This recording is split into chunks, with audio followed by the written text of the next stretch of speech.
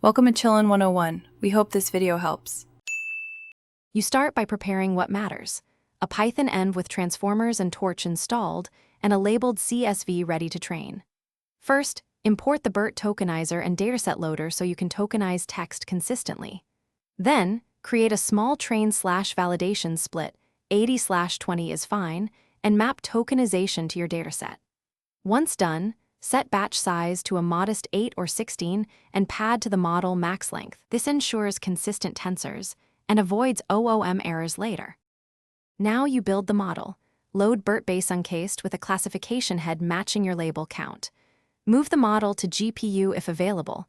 That accelerates fine-tuning.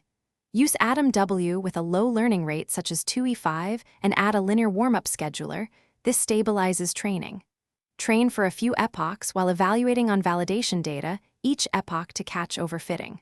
Also, use mixed precision or gradient accumulation to handle larger batches without running out of memory.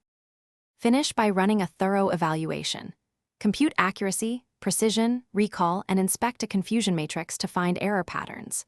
Once satisfied, save the model in Tokenizer with save pretrained for easy reuse in inference code.